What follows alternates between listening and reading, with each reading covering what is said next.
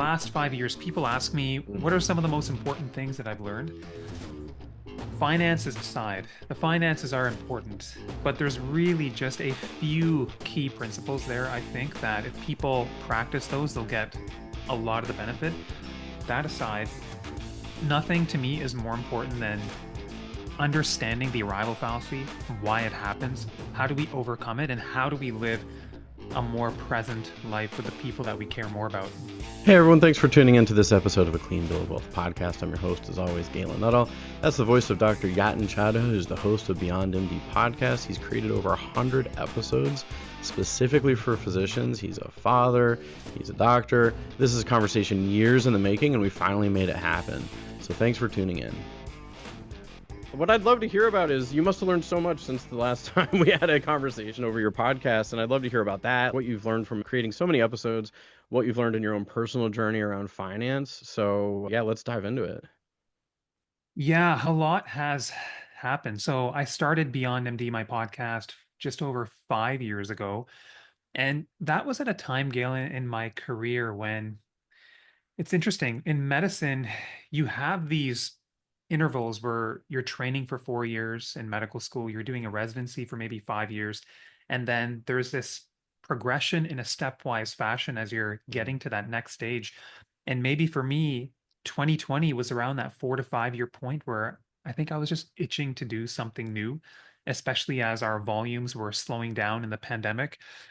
That's when the podcast started. And I just have to say, I opened up this never ending rabbit hole of curiosity. It's been a wonderful outlet for my curiosity. And I think to my wife's relief, because now I don't have to talk to her about finance all the time at home, right? I've got other people who I can just bombard with questions, and really smart people. You were on my podcast. I've had some wonderful people on the show.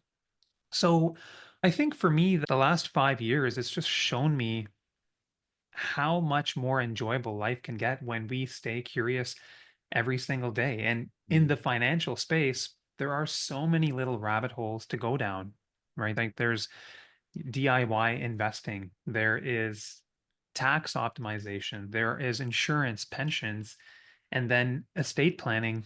And it's just choose your own adventure. So I find over the years, the things that have gravitated the most with me, I've become very passionate about DIY investing, a bit nutty at times. I started my own investing club on the side where I just get a lot of joy out of this. And I would say that the other piece that the podcast introduced into my life was connection with other people. So many listeners will know that I'm a radiologist day to day.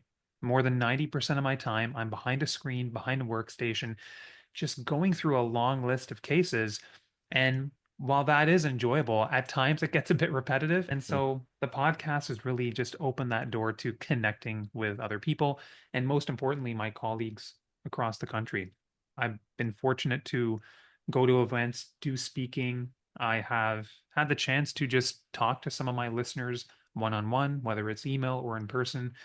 And for me, that chance to connect with people across the country with my profession it's been a really heartwarming experience, full circle for me. So, and then the other thing I just shed light on, I'm sure you have some questions you want to ask, but the podcast showed me that living a life full of curiosity, treating each and every day as an opportunity to learn and be better than the day before, those are really important things. And I'm trying to extract those concepts that I've learned from Beyond MD and bring it to my day-to-day working life, trying to use those same concepts of being curious, really developing that love for teaching and trying to make my day-to-day work in medicine even more enjoyable as well. So it's had that ripple effect too, but I'll pause there for a second and I'll let you steer the conversation. I love it. No, you've put a lot in there. What I'm hearing is desire for a creative outlet. And my own dad, like, he was a nephrologist, so he's retired now, retired nephrologist. And I've heard doctors talk about this, that sometimes they can get really repetitive. And I feel like I've heard a lot of people I'm looking for that creative outlet. And I think what's really cool 100%. about what you've done is, I think sometimes, and this isn't just physicians, but this can be people in general, that they think they're going to have to wait for later in life to have a creative outlet. Or, oh, when I have time or when I retire, I'll take time to learn the guitar or start a podcast or go fishing or whatever. And I get that people are time crunched. There's no doubt about it. But I think what's really amazing is you've carved out time and it sounds like it's a good intersection of creativity and passion. Because if you weren't passionate about it, I don't think you'd be able to do 100 plus episodes. Like, people looking at the outside in think, oh yeah, sure, I could do a podcast, but like, you have to have a certain level of, I don't know, determination or passion, or else it's just going to fall flat. But I think that would be a cool thing to talk about, is those creative outlets for busy professionals and what you've kind of learned about that. That is a really important point, Galen. And I'll tell you a quick story. But in the last few years, I had moments where medicine was lacking a few things for me. If I was just doing medicine, while I do enjoy it much of the time, the one key ingredient that it does miss is creativity. And I was going to lunch with a colleague one day, and he just told me, he said, I think the reason, Yatin, why you struggle from time to time just doing radiology is that medicine, given that it is very protocol, given that it's evidence-based, it doesn't really leave much room for creativity. And that comment just hit me like a ton of bricks. He had his finger on something really important there. And so I think the podcast, for sure, it's been a very important outlet for my creativity. Now, passion, that's a topic that I've been learning about a lot. And if people want to dive further into this topic, the question sometimes is, well, do you follow your passion, or does the passion come later after you have invested the time and the energy towards something? I am in the latter camp. One of my favorite authors, Cal Newport, has a wonderful read. It's a book called So Good They Can't Ignore You. And his argument in that book is that passion comes after you go deeper into a topic.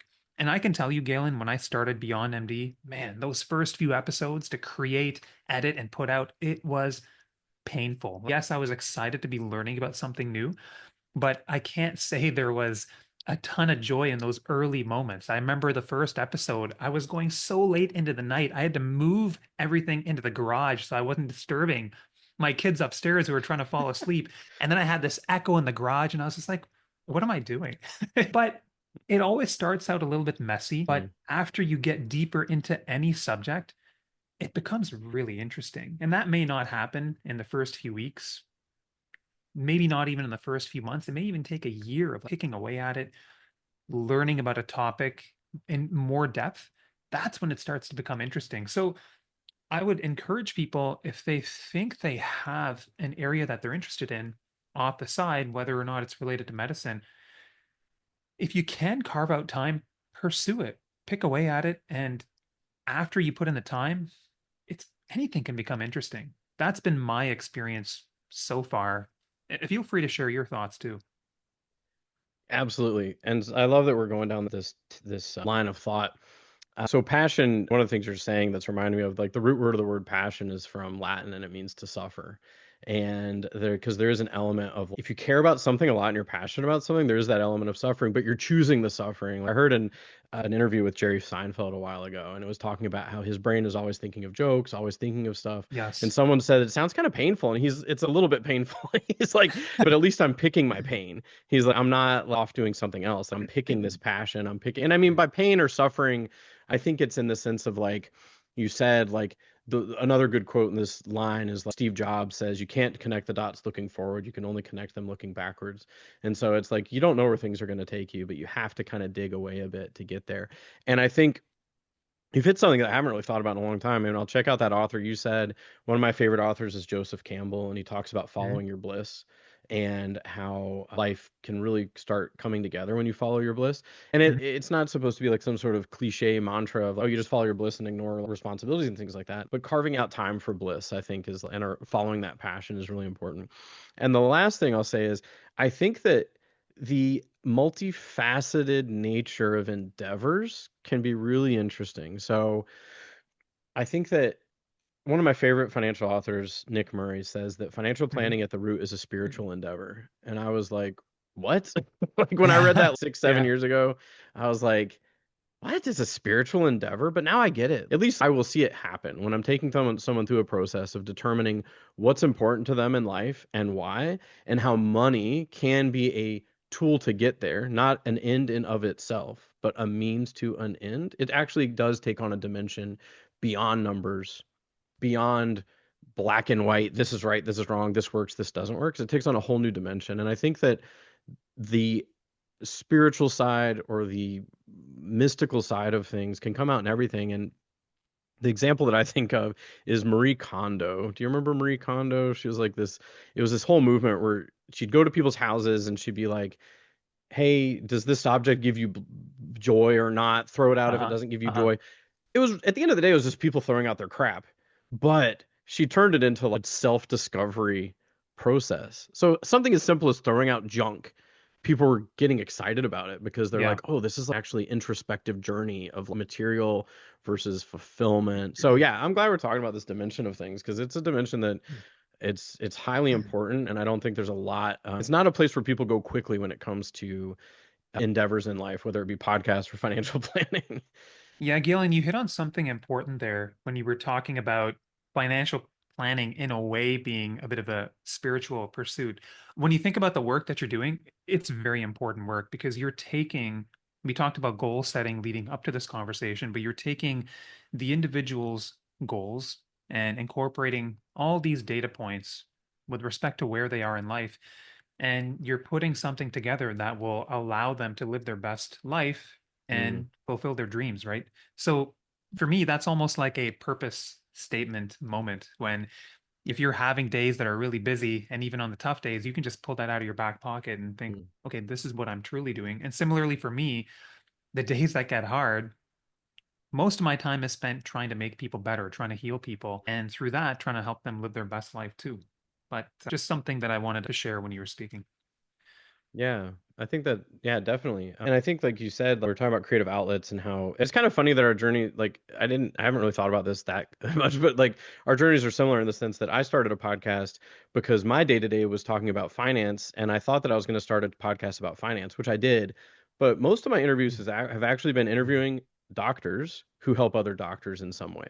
I've interviewed a sleep specialist. I've interviewed a weight loss Yeah. specialist. I've interviewed Mhm. like practice management specialists, and they're all physicians because I started my podcast and I talked to my dad. My father's a retired nephrologist, and I asked him, I said, what's a way that I could add value to the lives of physicians? And he told me his story that he and in his 40s at some point got to a point where, like, we've talked a little bit about this in the past, arrival fallacy, right? Oh Like he yeah. got to the Oh point man. where he finally had the car, he finally had the house, he had the kids, he had the wife, he had the practice, he had everything going for him, and he looked around and said, is this it? And I think there's, because arrival fallacy can be so dangerous in the sense of, oh, I think I'm going to reach this euphoric plateau in life where I've got everything I want and nothing ever goes wrong anymore. And so he said to me, there's a pivot point in his life at around that time where he did some personal development that helped him see what he was dealing with. And he said, if you can help physicians kind of do that work of help looking at what they're dealing with, he's like, I think you can add a lot of value to their lives. And so I still do episodes about finances, but yeah, I talked to a coach who helps physicians sleep better, someone who helps physicians have a better, like, healthier lifestyle. So I was like, yeah, because I can do the financial planning. That's what I do day to day, but there's the creative outlet of expanding the sphere of what I do. Yeah, that arrival fallacy concept, that is in the last 5 years, people ask me, Mm, what are some of the most important things that I've learned? Finances aside, the finances are important, but there's really just a few key principles there. I think that if people practice those, they'll get a lot of the benefit.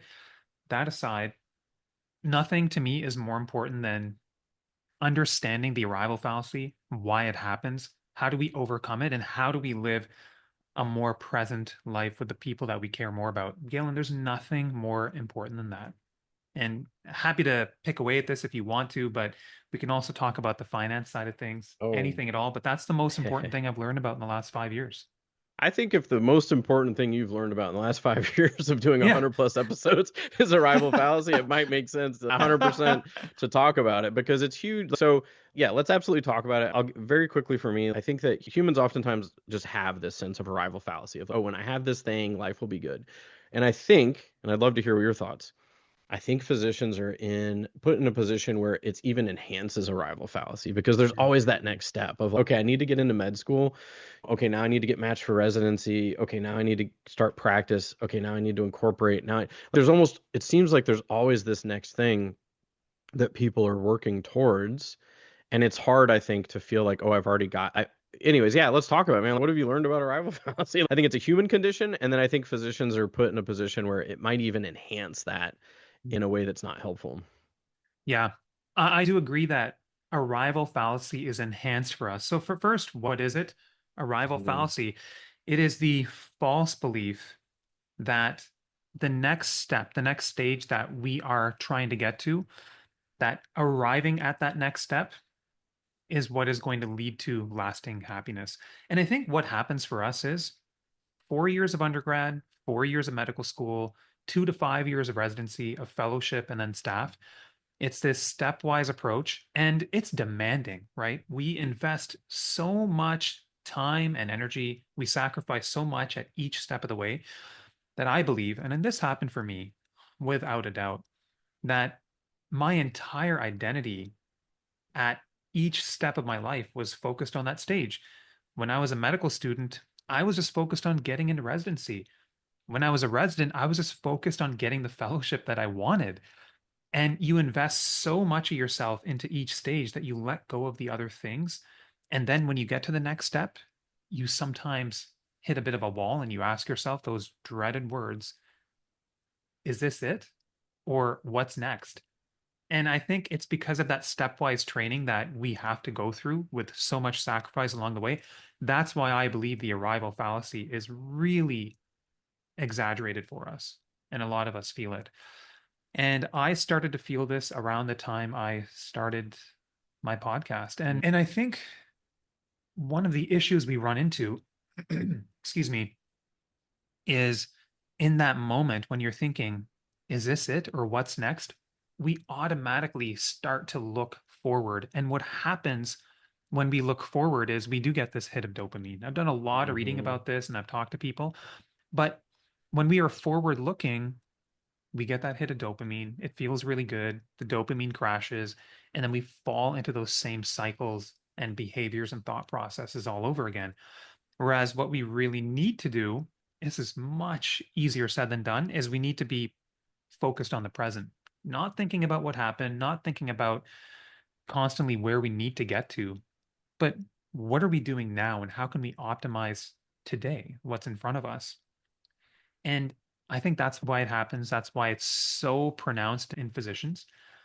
And I've dealt with it myself too. And then I've kind of been working on a few strategies along the side to, okay, how do I make sure that the arrival fallacy is playing a smaller role in my life and how am I being more present? And we can get into that if you like, but feel free to ask any questions that you have, Yeah. Galen. No, I love it. So, yeah, absolutely. Obviously, yeah, hearing about sort of those stages that set physicians up for maybe having an enhanced level of arrival fallacy. And yes, it just like you said, easier said than done, right? Being in the now. Because like you said, I don't know a ton about this whole dopamine thing around looking. I totally get it though. Like when I make a to-do list, I know that's Yeah. dopamine. I know it is. Like when I make a to-do list of, oh man, these are all the things I'm going to get done this week, which is not like it's not important to do, but there's an element of dopamine, and then actually doing it is less dopamine inducing than thinking about doing it. But I love what you said about being present. I'd love to hear if there's, yeah, what can you do to be present? And I'm also reminded of a quote from Joseph Campbell, one of my favorite modern day authors, and he talks about eternity. He says, eternity isn't some later time. Eternity isn't a long time. Eternity has nothing to do with time. Eternity is that dimension of here and now which thinking and time cuts out. This is it. And if you don't get it here, you won't get it anywhere. And the Mm, experience of eternity right here and now is the function of life. So there's a lot to unpack there, but I think it has a lot to do with flow state and like when we're doing something that we love, time mhm, stands still, some mm, of that brain chatter sort of disappears. And I think there have been times in my life when I've been able to like actively access that no matter what's yeah. going on in my life. I've been Yeah. able to actively access that level of flow, even if there's a lot of stressful things happening in my life. And it's not like I sit there and meditate for hours. Sometimes it's just an instant of I need to shift my thinking right now. And I'll be doing whatever. I'll take a break from work and I'll go pet my dog. And all of a sudden I'm just hyper aware of the present. And Mhm. it's so calming. But yeah, I'd Oh, love to hear about what you've learned and like how you can do that, how you can manage this. yeah, absolutely. So there's a few small hacks or small very basic practices that we can engage in to ensure that we are spending more time focused on the now, the present. So I'll go through a list. One of the things is when we're doing something, and I'll use the example of putting out a podcast episode. There are so many steps involved there. I will first have to think about a topic. I will have to find the right guest. But sometimes what can happen is it's easy to become very focused on the outcome at the end. Yeah, I would love to release this episode and for it to get a ton of downloads and see lots of reaction on social media. But then if I put all my chips on the end goal, that destination, then what about all those hours leading up to the creation of that podcast? That's 99% of it, right? Like I always tell people, the journey is 99% of the game. The destination is that 1%, yet we place so many of our chips on the destination, and then we hit a wall, and then we say, well, what am I going to do next? So for me, I take a lot of joy, for example, in breaking down the creation of each podcast episode into its steps. So, one, I will keep a running list of topics that I want to tackle. And those are often things that I'm really interested in at this specific point in my life. Two, I will go searching for the right subject expert to try and tackle that topic. And then three, this is actually the best part. The best part is diving into that rabbit hole, reading around the topic, going through the details, and the more we do that, I find, at least for myself, the more interesting the subject becomes.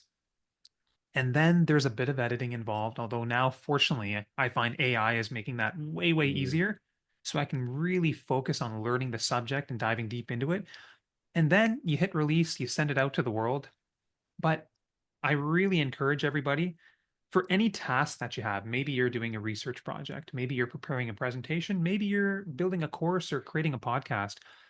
Try to break everything down, not into just one big task with a single end goal, but break it down into smaller steps and focus on that journey. And each time you finish step A, step B, give yourself a pat on the back. I find breaking things down into into mini goals and smaller steps makes it much more likely that we will embrace that journey, that process, rather than that single end outcome.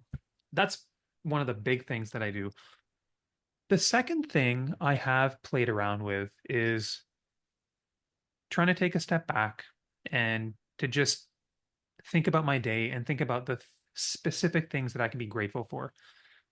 So this could be maybe at the end of the day where I won't necessarily journal. I tried that. For me, it was just one extra step.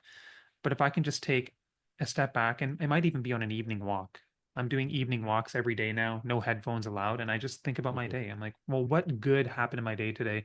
Is there something specific that I could be grateful for? Today, for example, it's just the chance to engage in this conversation with you. These things light me up. So it's one dose of goodness in my day. Moving on from breaking things down into small steps and gratitude, the other thing is in medicine, I find at least a lot of what we do can become about you care for patients, you spend so much time there. So much of our day-to-day work is about efficiency and just getting things done that we lose sight of the relationships within medicine. And Mm-hmm. just yesterday, for example, it's sad to say this, but it was the first lunch that I had, Galen, with my colleagues in the hospital in like a year. Four of us went down to the cafeteria.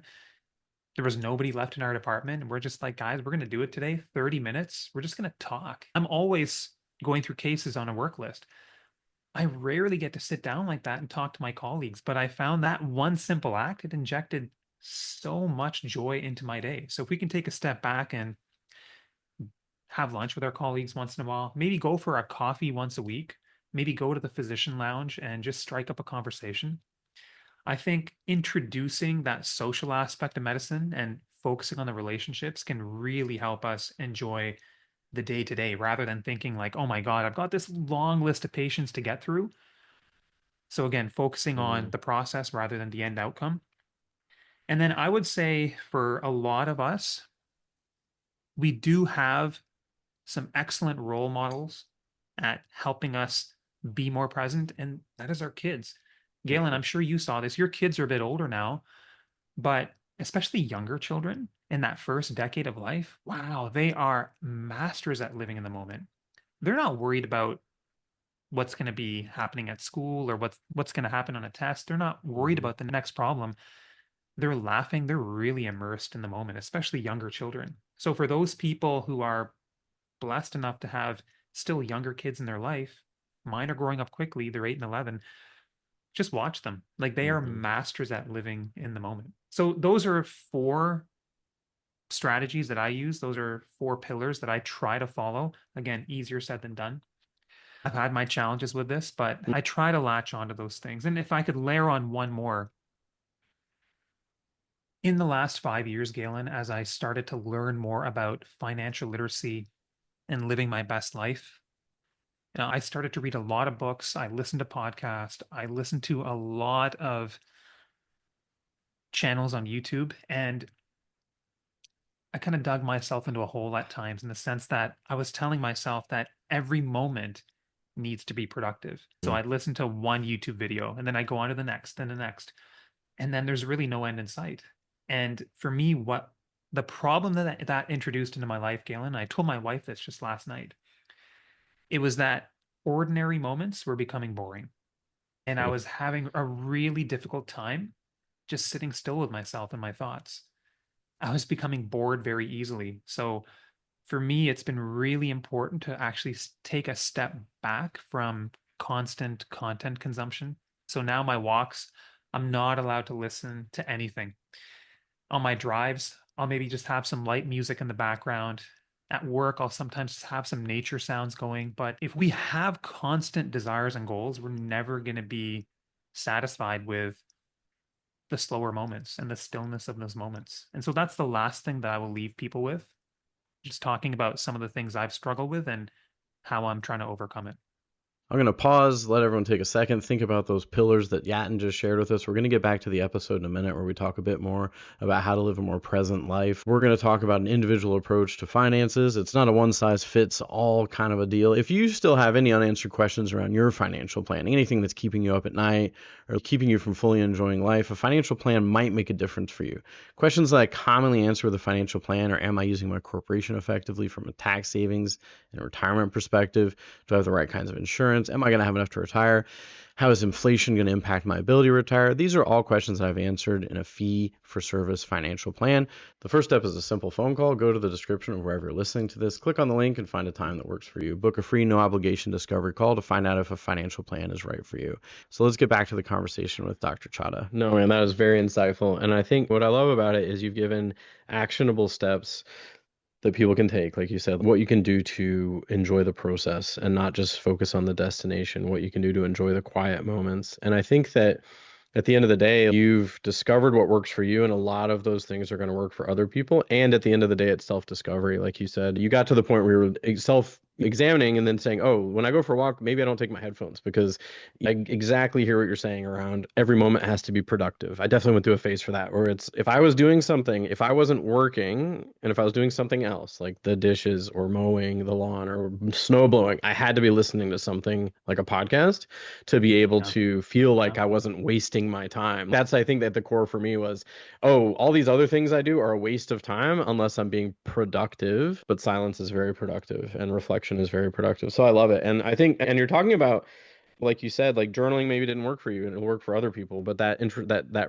reflection on the day of what you're grateful for, and then even just listening to music in the car instead of a podcast. Or one thing I did recently is really funny. I used to listen to a lot of audiobooks, a lot of podcasts, and I almost always listened to them on 1.5 times speed, because I was like, it's too slow. Speed it up. Yeah. Too I slow. did Speed it that up. too for a while. And then a little bit ago, I was like, you know what, Galen, just chill out. I Like know, man. I maybe did the same thing. I've maybe done it's the okay to exact same listen thing. at one Yeah. time speed. Maybe it's okay for these people to talk at the Yeah. rate they talk and not to like Yeah. modify the speed. Yeah. Oh Yeah. man, I went through the exact same things and I do it just like you do now. I slow it down to just one times, normal speed, and I just chill out and I enjoy it. Yeah, very good. Very good. Well, I think so. This was very cool. And there's another thing that I've been thinking about a lot, and this very much ties into it, which is analysis paralysis over, how is it? Like, there's so much information out there. right? Mhm. And I've had people contact me and talk to me and, oh, I listened to your podcast and this podcast and that podcast. And I think what's wonderful is that you have been able to be passionate, go down the rabbit holes with an expert, get a lot of clarity on a concept, like 100 plus episodes. And I do wonder though, and people, we talked about this before we hit record. Some people are like, oh, you need to put out an episode a week. Every week you need to be putting out an episode. We don't, neither of us does that. But I just can't help but wonder sometimes if someone wakes up today and decides to get financially literate, there's just so much out there. Like, how do they Yeah. manage the approach to figuring out what's going to work for them? I do wonder about that. That's a great question. I think how I would go about that is first maybe take a step back and ask yourself in the financial space, what do I want to be learning about at this stage in my life? So Mm, maybe you are a new grad and there are probably going to be a few things that are top of mind for you.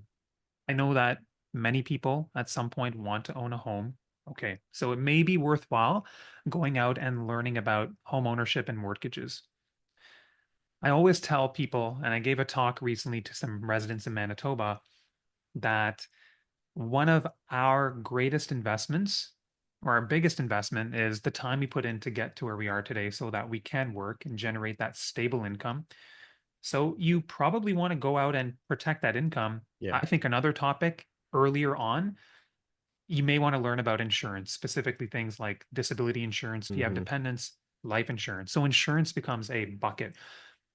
And then the third thing I would say for somebody earlier on is, yeah, you want to learn about the basics of investing and what are the different approaches that one can take. So I would say in finance, Galen, there are so many things that I like to kind of break it down by where am I at in my career and Mm, what are the highest yield items that I want to learn about. And then when you're at the 5, 10 year point, then there's probably other things that you can dive into. Something related to maybe optimizing taxes, mm, thing related to pensions. That there could be space for that later on, but I don't think you need to bombard yourself on every topic at day one. I would say in investing, let's use that as an example. Take the time to learn about that early because the earlier we take part in that process and plant those seeds, the sooner down the road we'll have that tree that will be able to produce all that fruit and we'll be able to enjoy all those benefits. mm, And I would say learn about that well. And once you're comfortable with that, then go on and learn about other strategies. And I would say get a few perspectives along the way, two or three. Don't just listen to one person. When that's why when it comes to investing, I'm one of those nuts who, in addition to ETFs, I do love to invest into individual companies. And I have two or three people that I listen to. I won't listen to mm. all the noise. I'll stick to two or three. I'll get a few perspectives that will give me a well balanced decision. So those are just some perspectives that I have. Yeah, no, that makes a lot. I really like that because there's that evolution of what's top of mind or what makes sense at different stages. Just like you said, the resident doesn't need to learn yet about pension options, right? Like, it's good maybe if they know there's options in the future, but it's as a resident, they're probably not going to do a lot about it. Like you Yeah, said, no, it protecting exists. Yeah. protecting the income is going to be like top of mind. And then as you phase into practice, it's actually reminding me, it's kind of interesting. One of the first years ago, one of the first clients I had, it was the first client I'd ever brought on in residency, and I had them investing just regular small amounts into their TFSA. And I Mhm. was like, look, at the end of the day, at some point in time, you're going to transition. And this is something that I love that I've been able to work with people who've gone through different phases because now I can help people who are earlier on and be like, so this resident was like, Galen, I have so much debt. It's just stressing me out. And I was like, someday you won't have any debt. And I'm like, someday you will get there. Trust me, we will get there. But now you're in residency. There's not much you can do about it. This is debt that you're just going to have to carry for a while. And then when this doctor started practice, I worked with their accountant to figure out when do they Mhm. incorporate? How much of the debt do they pay off? What's that sweet spot where they're not taking so much money out of their corp to put down the debt that they're pushing themselves into a tax bracket beyond where they need to be? Like all that really good stuff. But the cool thing was is I had worked with doctors in their 40s and 50s who didn't have debt anymore. And I could say, I've worked with doctors You're gonna get there. You're gonna get there. And I helped give her peace of mind. And then fast forward, and she's like, "You're right. You said I was gonna get here, and I got here." But the funny thing is, I had her invest just $500 here and there into a TFSA, and I said, even though someday you're gonna be making enough money that this amount that you've saved probably isn't gonna make that much of a difference, you're flexing that muscle of saving and the muscle of getting used to ups and downs in the market. And looking back, I'm really glad we did that because now Oh, it's when a markets great, go great up and advice. down, Yeah. she's like, "Oh yeah, we've done this. We've been doing this for years now. This is no big deal that it goes up and down." So, and of course, the insurance side of things, like you said, the amount of time that doctors have spent by the time they get to generate an income, the amount of investment they put into that, it makes a ton of sense to protect that investment, obviously. But yeah, it's Yeah. reminding me of these approaches. Yeah, I love that story about just setting aside $500 a month. So Galen, this reminds me of a story that I think people will want to hear. So I got a phone call one day at the hospital, and it was from a physician who was essentially retired. They had been listening to my podcast, and they called to just have a chat, and they had one question on their mind. But this individual had done really well, and I asked them a few questions about how they got there. What were some of the Mm, best practices that they had? And this individual told me that back in the day, in the very early days, it was 1989, and they decided to plant one seed. They bought one share of Berkshire Hathaway. It was Class A. So back then, it was the more expensive stock. You have A and B, but they bought the more expensive one. And one share back then in 1989 was $5,000. So they planted that seed. And I said, okay, what happened next? And he said, well, I didn't do anything. I just kind of sat on my hands, did nothing, and I held on to it for 36 years. And then when I was preparing a talk, I looked it up and I was just like, oh my goodness. And the funny thing was, every time I prepared a talk, the price kept going up and up. I know it's kind of stabilized now, but last time I checked, it was around 780,000 or $790,000. Just think mm, about it. That one act back in the day, that one $5,000 mm, seed planted, had that runway and compounded into almost $800,000 today. To me, that's just mind blowing. So mm. that's why I tell people, and your example is a great one, Galen, of taking small actions early. Those small actions, if they're done early enough, they matter. They matter Mhm. so much. And the earlier we start, the more they're going to matter down the road. So I wanted to just share that example with some numbers that will hopefully bring some of these concepts to light. No, I really like that because that's another thing around the reality of action and what makes a difference. So when I think about what is going to make a difference, right? There's so many things you can go into when it comes to investing. There's so many subsets of like approaches and everything. But when I think about it, I think about, okay, if I'm on a ship, and I think of finances as a ship a lot. I think of it as a tree sometimes, but a ship is going to work for this analogy. If someone is saving money, investing money, I think it's they're getting the ship ready for the voyage that's going to take them through retirement, and it needs to get them all the way to the end. Yeah. And imagine this ship has all sorts of sails on it. There's big sails, small sails, whatever. The important thing is to look at, like, sometimes people will obsess over the smallest sail that's there, and they're disregarding the big sail. And if I've got a sail that's like the size of an elephant that's going to move my ship forward really well, I should Mm. probably give that its due concern and attention. And there's a lot of little sails that I might be able to add a few sails also Yeah. that'll also speed things up. But I think it's like those big sales. And some of the big sales are, like we've said, protecting your income, putting away money in the first place. Like I find that, and staying in the market, oh my gosh, like I can think of so many stories of people who like left the market, went back into the market, tried to time the Oh market, man. and just Same. absolute like holy, like I've met people who I met someone not too long ago who was like, "Oh yeah, in '08, I pulled all my money out of the market and I still haven't put it back into the market." Oh man, I And had it's like, that "Oh story. my Somebody pulled it. stars." Yeah. Somebody pulled out everything because they just couldn't handle the volatility in March 2020.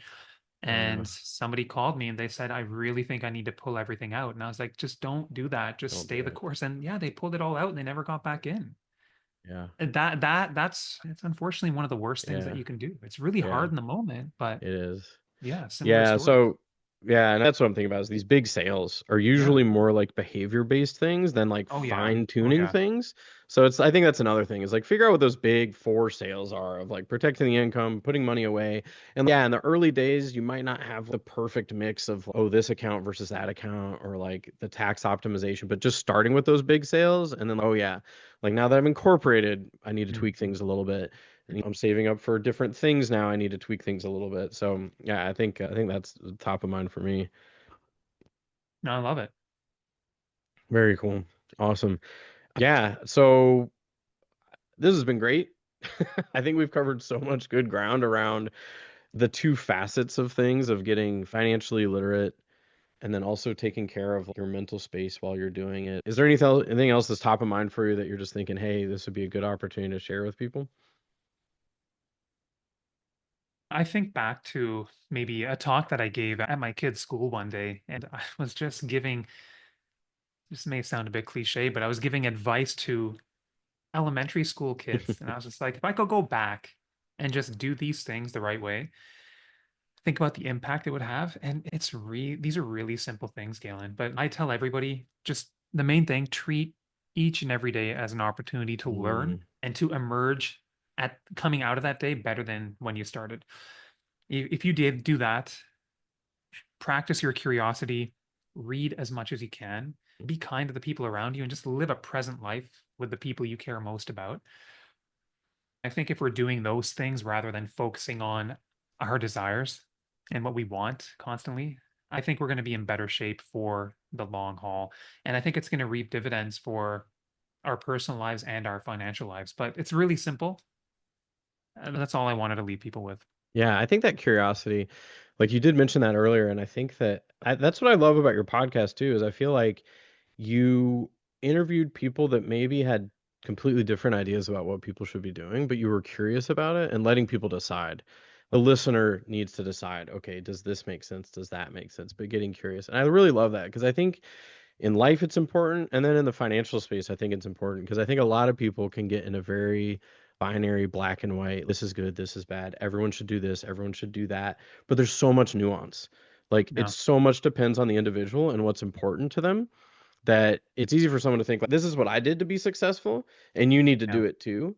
But a lot of things that people do to be successful aren't going to work for other people at all. It Yeah. has to be nuanced to the individual. So I love that about the curiosity. No, I love thanks, that man. about your I approach. appreciate that. I appreciate that. And I totally agree with what you said. You can take examples of what people do. Don't copy exactly because Mhm. everyone's got their own unique path and their own unique circumstances. I agree.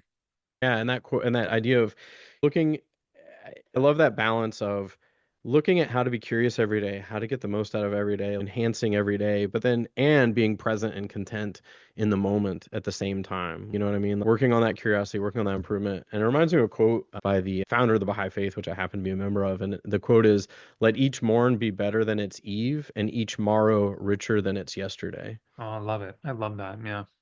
And I love that quote because it is about that improvement. But I think there's also that element of, yeah, we are where we're at. We're not perfect.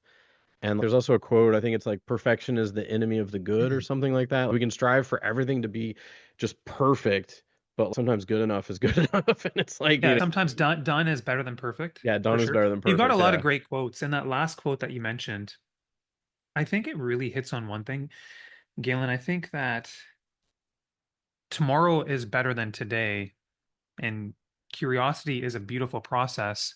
And we eventually end up discovering our passions. But I think that Mm, really only happens through time, commitment, and depth. mm, Nowadays, the one concern I have, and I have this concern with my youngest son who loves mm-hmm, YouTube.